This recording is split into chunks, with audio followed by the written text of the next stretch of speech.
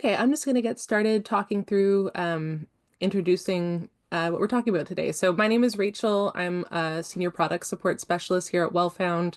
You're going to see a couple other people from Wellfound with the Wellfound backgrounds in our call today. Alejandro is going to share some resources as the conversation kind of unfolds, some for Wellfound, some just like tips on interviewing. Um, and yeah, I'm really excited to have Arielle here. If Arielle, you can wave a little bit to just say hi and just distinguish you from the other well-found people. She's here to help us have a great Q&A on the art of the conversational interview. Arielle Salman-Bailey is here from Warner Bros. Discovery, and we're really excited to have her insights. And I'll give a full bio in a minute. Before I do that, I want to just talk through how today's session is going to work. So this is a pure Q&A. We're going to start with some intake survey questions to warm up. So we've got about 5. Those are all questions from the audience. You may or may not actually have made it to the call, but they were taken from our intake survey. So we're excited to start with those. And then what we're hoping is that you'll ask your questions in the chat. So I hope everyone can find the chat in the bottom toolbar. When you ask your question, let me know if you want to read it out loud, like actually ask your question out loud over mic, or if you want me to ask them for you. I'm happy to do that for you, depending on what you're comfortable with. If you're in a noisy area, I could read for you, for example. And then we're going to just quickly talk about Wellfound, just in case you're joining through LinkedIn or one of our socials and haven't tried it before. Wellfound is a jobs marketplace. We help you get hired by cutting edge startups, and we also help you get hired by larger enterprises like companies and tech companies as well. As Wellfound has grown, so as the businesses that use us have as well. We have made over 8 million matches. We have over 150 tech jobs in our system and over 10 million startup ready candidates. So I'm really excited to introduce Arielle. Arielle Salman-Bailey is a talent acquisition specialist with a deep knowledge and passion for storytelling and audience engagement. She's built talent pipelines across Warner Bros. Discovery, Chainlink Labs, and Applied Materials. She brings diverse expertise in entertainment, blockchain, and news media recruitment. With the experience in brand strategy, content development, and a background in production, she understands the power of authentic conversations and shaping compelling narratives, which I think is such an important thing to bring to interviews. As a guest speaker, she brings her expertise in the art of conversational interviews, fostering meaningful dialogue and creating connections that resonate. Her dynamic approach blends strategy with spontaneity to help drive for a better candidate and brand experience. And we're really excited to have you here, Arielle. Thanks so much for joining us. Thanks for having me. I'm stoked to be here and with everybody today. Yeah, definitely. So I think we should just get right into it. I'm going to start asking some of the prepared questions that we have. The first question is kind of rooted in balance and authenticity. Adam asks, how can candidates strike the right balance between sounding prepared and coming across as natural in conversational interviews? Um, and maybe I'll ask the next question after you answer that first. Okay, Yeah. totally. Yeah, so it can be a tricky fine line in my experience and screening people myself. You know, you get the candidate who is extremely, cookie cutter, by the book, like wants to answer everything almost robotically and sound like the perfect candidate. And then on the other side of that, you get the person who is too much like your best friend and you're like relating on levels that maybe aren't appropriate for a job interview. So there definitely is a fine line. I think um overall, I think being professional requires a level of confidence. Um, and the more confident you are, the more conversational you'll be. So by that, I mean coming into the interview really prepared. It's okay to ask your recruiter, what can I expect in the first interview, or what can I expect in our screen together? Because even screens, when I do screens and I talk to candidates, it's still a 15 to 30-minute call talking about your background, and you want to know, what am I going to ask you? Totally fine. And it's also okay to preface, hey, Arielle, I know we're having this conversation. I just want you to know I have some notes here. Is it okay if I take a look and reference them? I think a lot of people think having notes is cheating, but it would be crazy to think that you remember like your entire career in the back of your brain, like at the drop of a hat, you know? So it's okay to have notes. But yeah, I would say prepare, study, write down examples, or situational examples. You can chat GPT, you know, what are some examples that um like a project engineer might be asked, situational examples might be asked in an interview, sort of like doing those types of exercises. So even if that exact situational question isn't asked of you, you've already exercised that muscle, and maybe the answer you came up with on your own can sort of translate. You know what I mean? Like it can translate into the answer for what's being asked. But you're preparing yourself for that. I think a lot of the time people come in unprepared, which is a big mistake. And you want to speak to your experience. I think being yourself and being honest, and only you know what you know, right? And what you know is great for this job in theory. Like you've applied to this job, they've reached out to you. The recruiter wants you to be the person. We have quotas to fill, you know. We want you to be the person that gets this job so I can move on into the next role that I'll be taking on. So we want you to do just as well as you want to do well. So yeah, I think just being confident will make you sound more conversational in general. Oh yeah, I love the emphasis on preparing to and using ChatGPT to kind of work through those examples. Totally. Yeah, Would you suggest like putting in the job description even like for the particular role to like try to get it more personalized or um totally. back? Sorry, go for it. Oh no, I just said any other tips like relating to that? Yeah, you know what I like to do when I'm applying for roles is that I will take my own resume and upload it into ChatGPT, and then upload the job description into ChatGPT and ask ChatGPT to compare them against each other and Mm, see where the holes are in my resume. I'm not going to take it word for word, right? Like, obviously, you need to write your own resume and make it make sense for you, but at least you get some insight to see like where the gaps are. Um, mhm. in your resume, and not necessarily your job experience. I think sometimes when we're trying to talk ourselves up on our resume, you know, you just forget all of the things and the skills that you have. And then until you see it on paper, you're like, oh, wait, yeah, I do that. So it's nice to have just some sort of guidance. Oh yeah, that's a great tip. And so, to get to the second part of this question, what are the biggest mistakes to avoid? You mentioned one, but if there's any others, and how should we handle unexpected or vague questions, which I think is a great question too. Totally. Some of the bigger mistakes to avoid, I would say being long-winded, you know, in an interview, you want to be concise. You want to get your point across, and you know that is that fine balance, right, of being conversational. I don't need to hear like the story about you dropping your kids off and how it relates to why you're a great engineer, you know, like I'm maybe not all of that, but it is, make it personable but short and concise. It also shows that you know what you're talking about.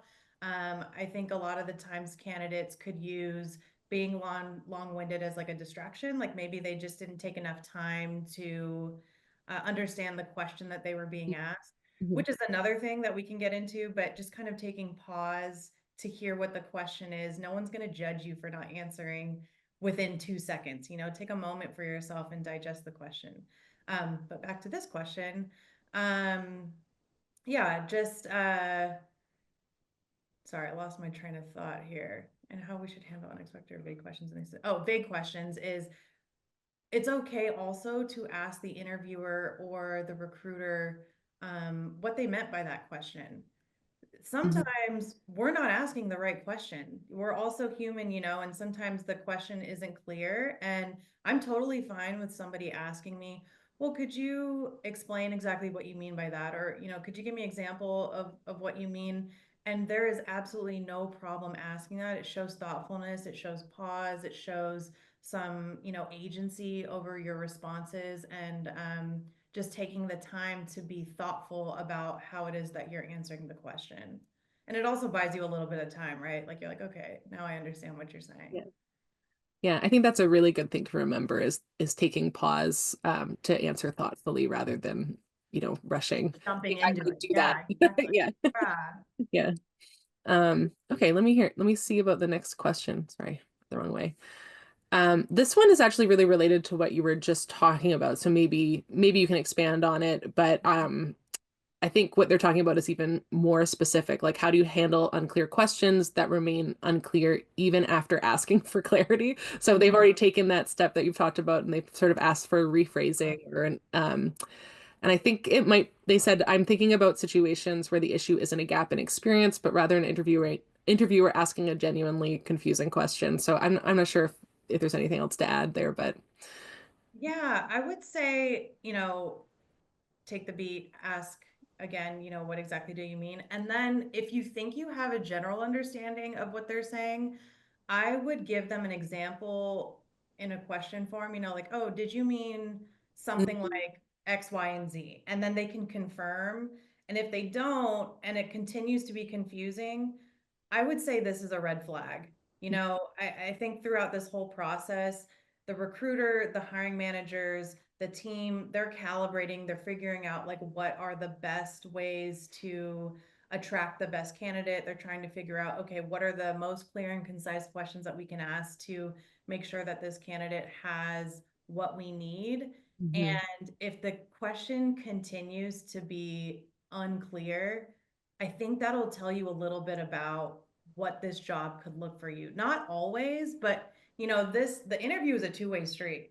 They're Mhm. not just interviewing you, you're interviewing them, and it's really important that you get into a space, into a company, into a team that you can also thrive in. I know you want to get hired in the overall, but the last thing you want to do is join a team and you absolutely hate it. And you've gone through this whole process and you're like, I should have known from the start, these people aren't clear and there's so much ambiguity and, this, that, and the third. So I would, if it's a interviewer asking confusing questions, it's okay to also give them feedback. I think in the end, it's like, hey, I really enjoyed my experience. However, it was just a bit unclear, and that's good for me to know. If I got an email, I might be like, okay, this person, but it's good for me to know that I was being unclear. And again, just a red flag maybe for the candidate. Yeah, I love that idea of reminding people that you're striving for mutual fit. I think that during the job seeking process, you can get really zeroed in on just finding a fit. Um, Totally. yeah. Okay, great. So I'm gonna move on to the next question if that's okay. Yeah. Yeah, so this is about engaging with recruiters. What are the most important questions candidates should ask recruiters during interviews? And what qualities do you think make a good recruiter? Those are kind of two separate questions. Maybe we can focus on Mhm. the first one because I think that comes up a lot and people don't know what to ask. Yeah, I think definitely ask a question, just point blank, period. You need to be asking questions because, again, you want to know that this is a fit for you, but also the recruiter wants to know that you're intrigued and you're curious. Um, Mhm. some of the questions that I always advise people to ask the recruiter or the hiring team is, what does the culture at this company look like from your experience, like your personal experience as an employee, and just like overall generally, what is like their vision or their mission statement? What does culture look like? Because that's very important. You also want to know what the team structure is like. What are you coming into? If they didn't already explain it, but what are you coming into? Who are you reporting into? Who does that person report into? You want to see how much visibility your role is going to have. Um, in the sense that, like, to your benefit, if it's high visibility and you want to make huge impact at a company and you want to grow and you want to seek opportunity, you want to know that there's some visibility maybe from, I don't know, like the CEO or the CFO or the VP or the SVP or, just some sort of leadership. But on the adverse, if you're looking to kind of just come in and be an IC and somebody who just kind of like does their job and flows through things, you need to know who you're reporting into. And then you also want to know, what does success look like in this role? What happened to the last person that was in this role if it was a backfill? What were some things that the team loved about that person? And then maybe what were some things that they saw some gaps in and would really like to see improvements on? How can you come in and make some change in the organization? And then, yeah, asking why it was a backfill. Was the person let go? Did this person leave? If the person left, why did they leave? Was it because of team structure? Was it because of culture? These are things that you want to know as somebody who's interviewing on the other side. Um, and then for me, something that's super important is, what is the company's stance on DEI? I think that in this political climate. I think it's a very touchy subject, but for me, and as someone who's a woman, especially in like the tech industry or at a big company like Warner Brothers, I want to see like how are they putting efforts at the forefront for diversity, because I'll use Warner as a specific example. Um, Warner's product has a worldwide audience, right? And they touch all different parts of the globe. So I want to know that Warner's employees reflect that. They're people from all over the globe and they reflect their audience. Mhm. So yeah, I think those are a couple of questions that not a couple, a good amount of questions that I would probably ask the recruiter. And then also, what makes a good recruiter? Man, I could talk about this forever. I mean, both from lived experience in being one, but also from experiencing it. The other day I saw this LinkedIn post and it really resonated with me. It was like something like, uh, someone had mentioned, a candidate had mentioned that a recruiter told them that they know within 30 seconds of looking at a resume if they're a fit or not. And that pissed me off, like, really, because it's just like, man, we put so much effort into our resumes. I mean, sometimes resumes take hours, like now you're comparing and contrasting on Chat GPT, you're sending it to a friend, you're sending it to a recruiter friend, you're checking in and making sure that it fits the requirements on this job description. Like, it just takes so much time and effort to put a resume together to make it impressionable. And a good recruiter is going to take more than 30 seconds to look through your resume. I wish that were the case. I think a lot of recruiters get wrapped up in their day to day and they have to go through, 900 applicants. But if you're asking me what a good recruiter is, it's someone who's thorough and detail oriented.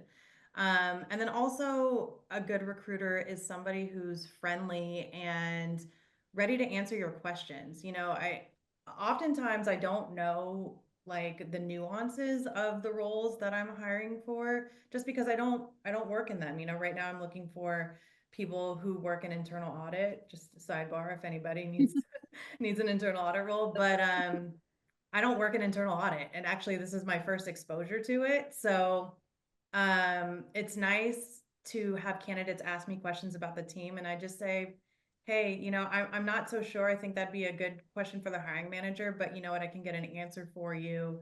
Mhm. And I'll let or we can touch base again. Do you have other questions you want me to ask before you move on into next rounds? Somebody who's willing to work with you and makes themselves available.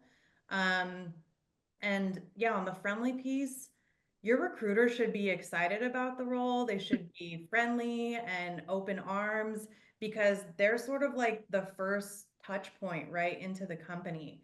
My whole job is to be friendly and to bring people in. And if I'm not doing that, it tells you a lot about the function of the entire company. If you have grumpy recruiters and they're not stoked and excited to talk to you and they're just kind of like moving through their day, they're tired of the company and maybe it's just them, I don't know, but like maybe they shouldn't be a recruiter for the company then because you're the representation. Um so I think back to a time my best friend actually she was interviewing with a company. I won't name names, but if you want to know, I'll tell you later. Um, and they were interviewing her for an executive assistant role. And it's a very like prestigious company, especially here in Los Angeles. Like, if you are trying to break into the industry, this is where you want to be. It's not Warner, by the way, but yeah, she got in touch with the recruiter reached out to her, first of all, which was okay, awesome. So she's excited to have this interview. And then once she gets on the phone with the recruiter, she's asking the recruiters questions in the end, and they're just very like yes or no, just dead stop, deadpan answers. And she's just like, I just felt so uncomfortable. And, Mm. I took a look at like what the pay is, and I thought maybe, okay, I'll take a lower end pay if like this is like an amazing place to work and there's other benefits to it or whatever. But she was so turned off by it. I was curious and I looked up who the person was on LinkedIn. I was like, this person is the head of recruiting? Like, what on earth? So, if the head of recruiting has this sort of like negative energy about what she's doing and having a 30-minute phone call with someone who's excited to talk to you, I think that tells you a lot about the business, and whether or not people are happy within the company. Personally, I'm stoked to talk about Warner. It's a fun place. Like, I'm watching White Lotus right now. Like, let's chat about the product and then let's talk about what you do. If I hated all of that, I wouldn't work here, like, find another job. I don't know, but being a recruiter should be a fun thing. I get to talk to people all day long, and if you're not having fun, then you're not a good recruiter. Sorry. Yeah, in my experience doing things like these webinars, I feel like the recruiters are always sort of the most exemplary people person. They just really want to connect with people. And Yeah. that's if you're not getting that, I would also be a little worried. I completely hear what you're saying. Yeah. Maybe it's a good time to move on to the next question. Oh, wait, this is the other question. This Hmm. next question. So career path challenges. How can I best address multiple shorter job stints on my resume?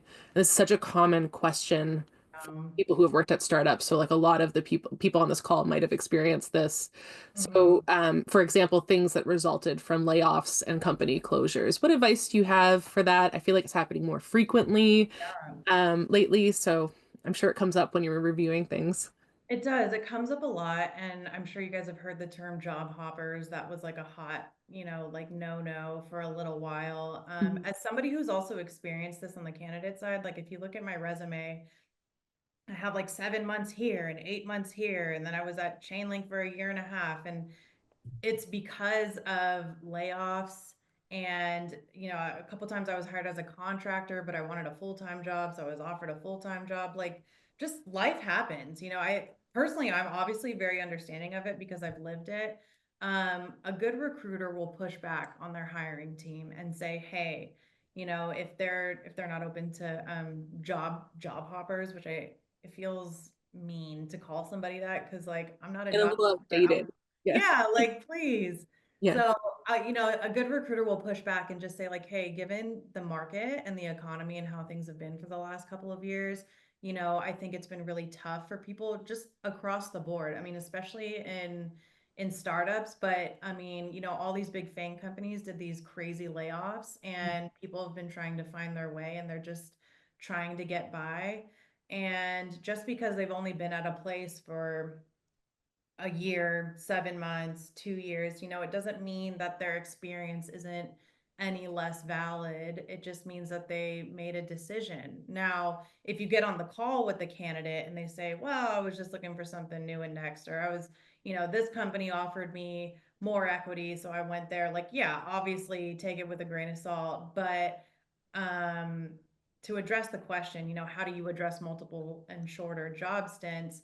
I would say just be honest, like, hey, I was laid off from Chainlink Labs and I loved it there. I loved my team. I loved everything that I was working on. Unfortunately, they were restructuring and the crypto market crash that we all heard about in the press. And I was part of that. And it took me a little while to find a new role, but I'm looking for something more long term, and I'm looking to be impactful. I'm looking to be a part of a team.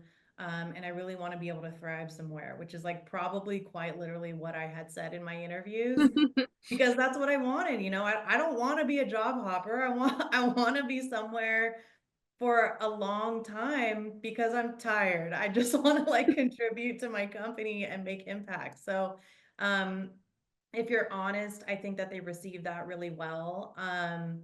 And yeah, also layoffs have taught me to constantly be learning. The first time, or well, I was only laid off one time, but like when I was laid off, it's just such a shock to the system. You hear about people getting laid off, and you're like, oh, that's so sad. And then when it happens to you, you're like, oh my God, it's so sad. Like, what am I gonna do?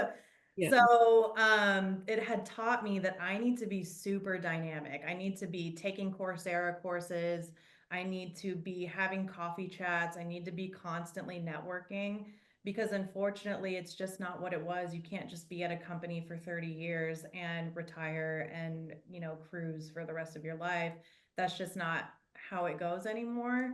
Um, and so with that being said, like AI right now, if you're not using AI in your job, or hadn't before, I would definitely look into that because that gives you an edge. Hmm. I say that like from the TA standpoint, it gave me an edge in that I was coming from an AI company and they wanted to know like, oh, well, like how do we improve, our SOPs by using AI? Even though I hadn't implemented it per se in the TA function, I can come up with situations, you know what I mean? Like, and I prepped myself for that. So I think showing that you're learning, showing that you're having conversations, networking, talking to people, using LinkedIn. I think people really underutilize LinkedIn. You add the person and then you're like, oh, I wanted to connect, like thanks, but like interact with their posts, leave comments, like set up a coffee chat if you can. People are actually more willing than you think, and the networking goes both ways. Oh yeah, I think that's a really good call to action. Even for people who maybe aren't looking for a job right this minute, like what can you do to even set yourself up, Mhm. for the future? Um, oh yeah. Okay. So now it's time for live questions. I don't see any questions in the chat yet. Okay. Unless I'm missing something, let me see here. But is there anyone from the call who would like to ask Ariel a question about interviewing? I obviously just covered everything. No, I'm just Well, kidding. if nobody has any direct questions, I've got more questions to pull Yes. also. So I'm just gonna leave a little bit of space. Um, okay, Eric asks about what about gaps in employment? So like I guess that's different than a layoff or like a short stint, but like, what if you took a year to pursue something else and it's not a job on your resume? How do you Yeah. manage that? I think it really depends how you approach it. If you're taking sort of like a personal sabbatical and you're just going to like find yourself in Bali and like have a good time, I think it's okay to be honest, but leverage it in a way that like you were still learning. I think you're human, and also if you're talking to the right employer for you, they probably wouldn't mind that you took that sort of gap to go find yourself. So if there's an employer that like absolutely hates that you did that, maybe not the place for you. But yeah, I think being honest, but also showing that you've taken some time to sort of refine your craft, refine your skill set. You weren't completely removed and just like shut off everything that you had learned in your career previously, that you were maybe you were attending conferences, or you were talking to people within the industry and figuring out like maybe you need to pivot into another direction, and sort of what your story is, but again, make that really concise and clear, um, to address, yeah, that you have a gap in your employment. But I think it goes hand in hand sort of with that layoff conversation. Because for me, I had 11 months of a gap in employment between my time with Chainlink Labs and Cohere. And of course, they asked me, like, what have you been doing in the interim? And I was doing so much. I was having coffee chats. I was taking side production jobs because I still needed to pay my rent. I'm doing everything that I can, and I'm interviewing. And I think ultimately it was received. Again, I don't think everybody is going to receive it in the way that you would like, but is that a place that you want to work? Probably not. Right, that comes back to that mutual fit of you probably want to work somewhere that's empathetic to some of the things that might force you to go on a gap. Exactly. Um, and I guess the other takeaway of what you said previously about, upskilling, doing a Coursera in that time frame, like something to show that you're learning, like that's concrete probably helps too. Hmm. Yeah, very cool. Okay, we've got another question, a couple of questions. They're coming through. So Adam asks, let me see, when a recruiter asks, tell me about yourself or walk me through your resume, what's the easiest way to make this more natural and conversational as opposed to question and answer? Um, he says, while I've had both types of interviews, I wasn't sure if there was a way to assist this natural flow to occur, depending on the recruiter, of course. Um, not the initial response, but how to continue the flow into more of a conversational space. Okay. If I'm interpreting this correctly, just sort of like how to explain your resume without being so like blah, blah, blah, blah, blah, blah, blah. Yeah, I think, maybe didactic. Adam, you feel free to turn on your mic if you want to clarify too. yeah. Um, No, I was saying like after you actually have that first response and you go through the quick spiel about who you are, what you do, and you go through that first aspect of the resume, how do you transition to the natural flow? I think this also sort of depends on the recruiter. Like, okay, so you're asked the initial question, like, walk me through your resume. And of course, generally you start at the very beginning. Like, I started my career in news production. I was in it for a couple of years, blah, blah, blah. And you go through the whole thing up until present day. Um, at this point, once you get to present day and you walk through sort of what your day to day looks like, the recruiter generally will jump in and say, yeah, I really like the touch point on this, and I liked your touch point on this. The team is looking for this, so it's great to hear that you have that um, in your background. Tell me more about X, Y, and Z. I think it's really leaving it up to them to sort of navigate, because they did ask you to walk them through your resume. So you are just answering the question. I don't know necessarily that it needs to be more conversational unless they're asking specifics around what it is that you've given an example for. I hope that kind of helps.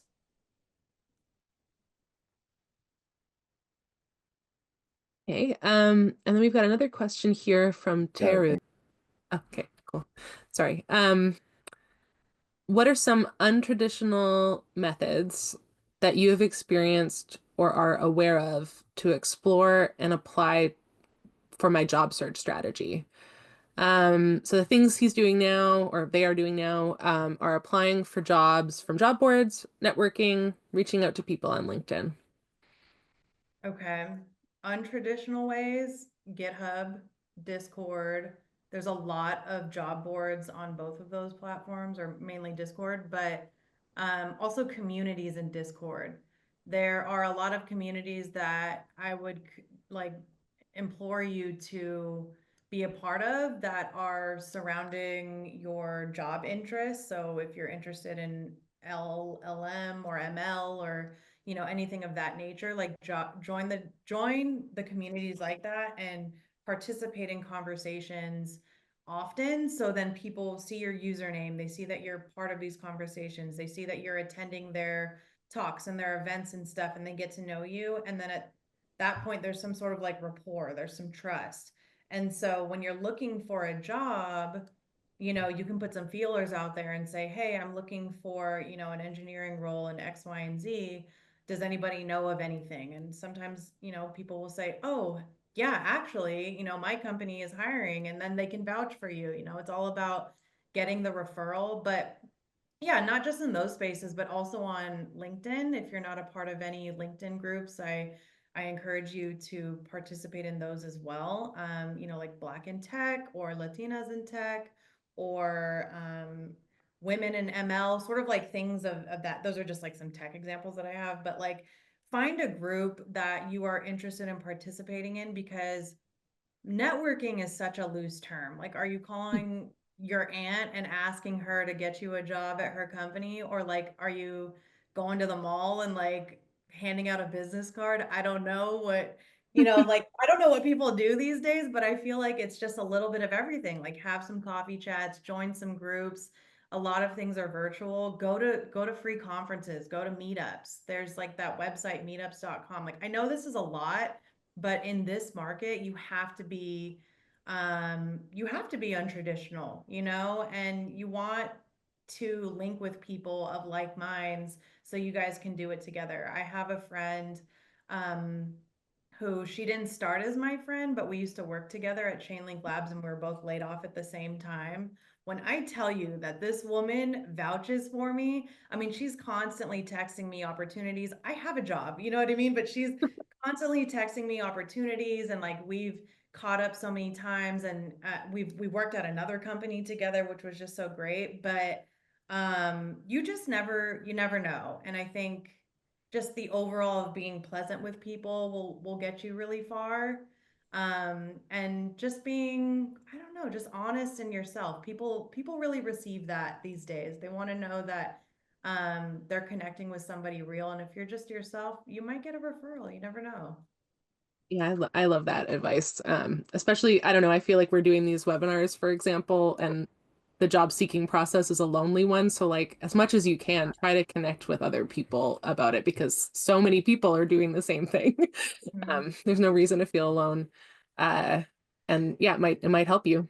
Okay, we've got lots more questions. I'm really excited. Oh, nice. Okay, Uh, cool. I'm just gonna, before I ask the next one, if anybody wants to read theirs out loud, feel free just to jump in and talk over me, but I'll start reading them out in order. Or give me a thumbs up if you want to read right now. So I'm moving on to Natasha's question here. How to bounce back during a recruiter call when the recruiter comes off as rude or asks questions you believe are not related to the role. So that's kind of two questions, but I think both are kind of navigating some difficulty in the call. Yeah, I think this kind of goes back to what we were talking about earlier, is if the recruiter is not friendly or not inviting or not asking clear questions, this is certainly a red flag for sort of setting the tone for the rest of the company. You know, of course, we have our bad days and things happen, but as I mentioned earlier, it's quite literally my job to be a pleasant person to talk to. So like, if I'm not a pleasant person to talk to, I'm not doing my job. And I mean, in regards to bouncing back, I don't know. I mean, I guess there are other ways that you can go about it. You can see if they're moving you forward, number one. So if they're moving you forward and they ultimately like took good notes and are sending you to the hiring managers, there's redemption there in round one of interviews, right? And you can get some clarity and ask the hiring manager, hey, you know, the recruiter asked me this question and this question about the role, and I was a little confused and I just need some clarity. Could you talk to me more about it? Because in that same respect, you know, the recruiter only knows so much about the role, and about the team. So maybe they were explaining in the best way that they could, but they actually don't know. And that happens. You know what I mean? I'm sure it's happened to me. And some internal audit person is like, "What the heck was she talking about?" Um, and later they get some clarity with the team. But being the recruiter being rude or just sort of standoffish, I think red flag. And it's, yeah, if it left a bad taste in your mouth, I probably wouldn't consider moving forward. Great advice. Yeah, I think, yeah. The next round, hopefully you have a different experience. Yeah, Yeah, exactly. but listen to it. Okay, we've got Carolina, sorry. Um, with a question here. Similar to gaps in employment, if you left a job due to it being a toxic workplace, I'm feeling a little bit bad. People have had some bad I experiences, it sounds like, know. and I'm sorry to hear that. So if you left a job due to it being a toxic workplace, which happens, and if it was your most recent role, how do you go about answering why are you looking to leave your current role or why did you leave X, Y, and Z? Hmm. I think you have to make this call depending on sort of like the reputation of the organization or what it is that you're interviewing for.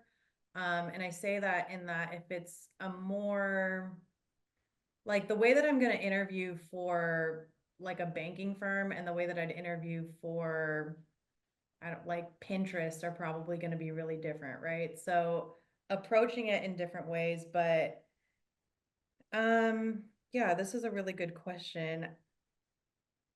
I think honesty, but in a way where you can leverage it to your benefit, because you don't want to sound like the candidate that's just complaining. And at the end of the day, whatever you say is hearsay, right? Like, it's like listening to your kids fight. Like, I don't know who started it, but please just stop telling me.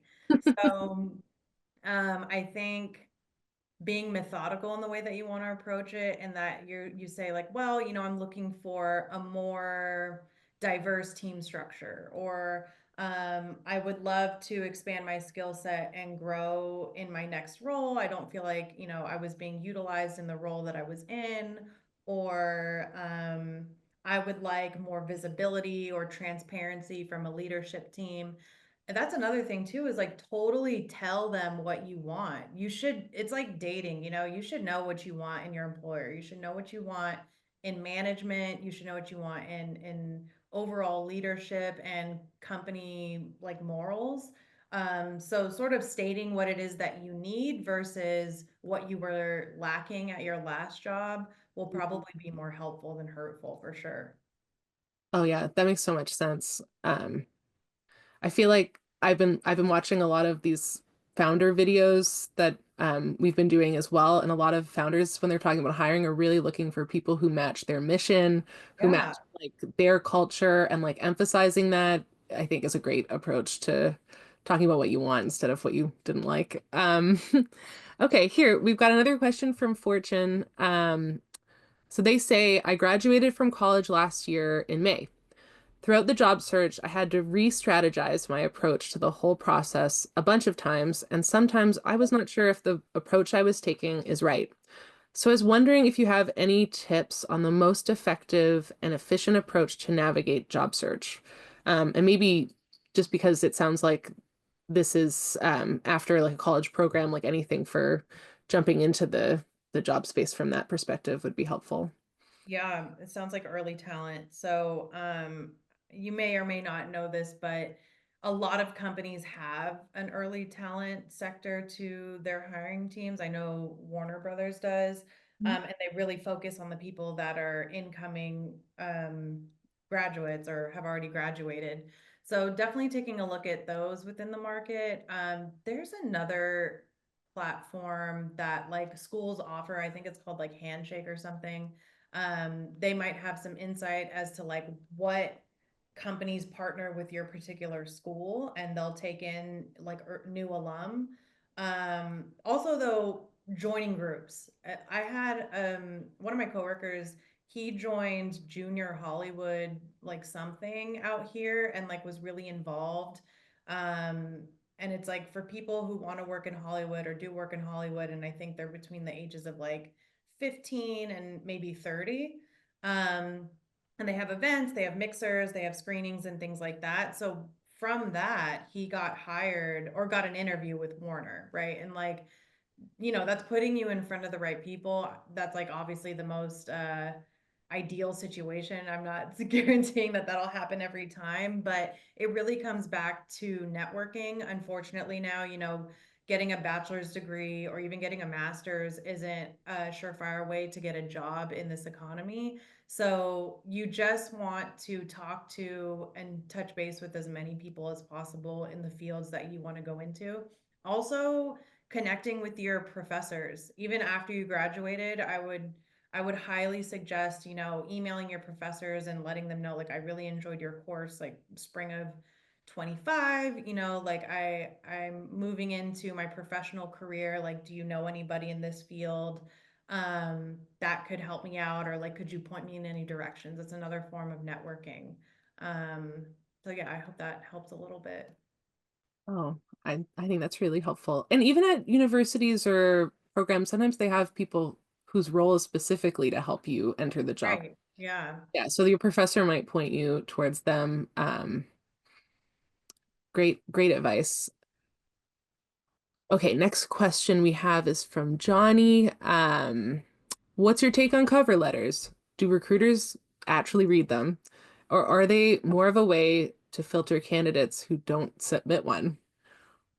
I do think recruiters actually read them. I mean, I can say like a handful of them don't, but it's not that often, honestly, that I get a voluntary cover letter when I receive a resume. So when I do, I'm like, oh, a cover letter, cool. What's this? What is this going to say? I will say I don't think it makes or breaks your application, but it does make you interesting, and that I'll probably remember that you submitted a cover letter. I know that some applications require you to submit one. So if they do, obviously put some serious thought and effort into it. Also, I love ChatGPT so much, but I know when you're using ChatGPT to write a cover letter, so just, maybe use it for structure, but ultimately, please put it in your own words because I'll know and boo, like I want to know that you put some real effort. The other day, somebody had applied to a role at Warner and they headed it with Disney. Like, obviously they were applying to a Disney role, but then they also submitted the same cover letter and application Yeah. to us, and like cringe, like not you saying you have attention to detail and then you actually don't. Like, I'm immediately, so just, dot all your I's and cross your T's too, and just make sure that you're personalizing each cover letter if you're putting that much effort into giving a cover letter. Yeah. Really great advice. They say thank you with many exclamation Welcome. You're marks. so welcome, guys. Um, Chukwuma asked a question, which is kind of related to this, like at least with the application materials. How do recruiters use AI in the hiring process, and how can candidates optimize their applications to stand out? Their question kind of continues, how can job seekers effectively stand out when applying online, especially with ATS systems? Which is like Mhm. a question we get often. I, Um, oh, sorry, go ahead. oh, let me just scan the rest of the question. Oh, this is kind of a question for me. Yeah, we're going to send you other resources after this call. We're going to send a recording of the whole call. And also, like, we've got a bunch of advice articles to help as well. And Alejandro's going to share some at the end too. Um, but to get back to your question, yeah, the question's really mostly about like, how do recruiters use AI in the hiring process and like what can you do to kind of mitigate that? And then also like any advice about applying with ATS systems. Yeah, a lot of questions or a lot of things that I've heard from just friends is that they think that AI sorts through resumes and then determines like who's the best fit for companies, being that like you submit a resume and then I don't even see it until after AI touches it, which is absolutely not true. Not in anywhere that I've worked, and I've worked at some pretty big companies that would have the resources to be able to buy such a software. When you find it, let me know. But that's not how it works. The way that it works is we use AI to compare and contrast, of course, to see the gaps. Sometimes there's language, at least at my level, right? At the recruiter level, there's language in a resume that maybe I won't understand or is translated in a different way, but is essentially the same function. That's when I would cross check and make sure that that makes sense. Um, but yeah, in like an ATS situation, like in LinkedIn, the way that it works is when I'm looking for a candidate for a specific role, your LinkedIn and your resume on your LinkedIn has keywords that are in my job description that I will search in LinkedIn Recruiter. So if you have, I don't know, like LLM model building and engineering, and you've worked in Java and you have Golang and all these things, I'll input all of that, and then LinkedIn Recruiter will sift through LinkedIn for the people who allow their profiles to be able to be searchable. And then that's how you come up in my search. So that's also why I say really utilize LinkedIn, because that's how we're finding you, and if it's not on LinkedIn, we're using things like HireEZ, which HireEZ goes across ZipRecruiter, Monster, all these types of things. And then, like even Wellfound is going through all these things as well and finding these candidates. And that's how you get pulled up. So really be detailed about what it is that you're putting on your profile if you're looking for a job. If you're not, then like this doesn't apply to you, but I wouldn't imagine that you're joining this call if you're not. So you're just being really thorough, and that's how you get picked up. But I don't know if that would be like an AI function. I feel like that's more of just a general like search tool that is offered on LinkedIn. I hope that Well, helps. even like software that we're building includes some ability to use AI to help them scrape through resumes in order to like find you faster and more efficiently. So, but it's the same, I think, advice that that exactly what you're saying. Like if the information's not on your profile or in your resume, those keywords, the skills that you have, they won't be able to pick it up.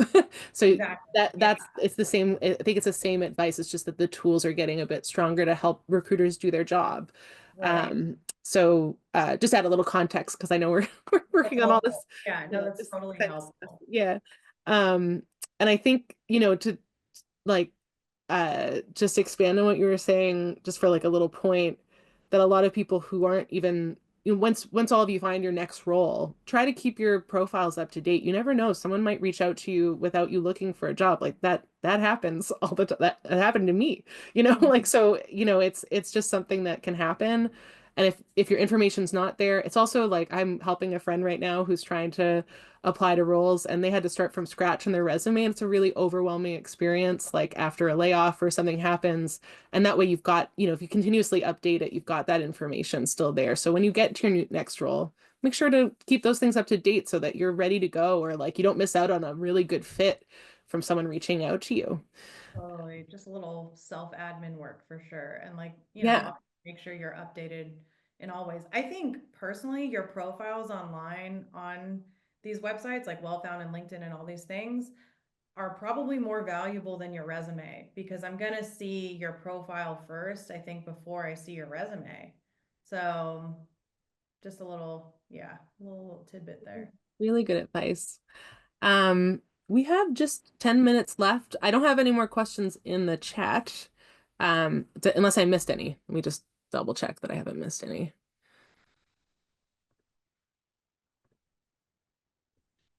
I can ask more questions from the forum or we could wrap up. But I want to make sure and just give a little space for anybody who hasn't had their question answered uh, right now from our audience. And feel free to speak out loud if you want to.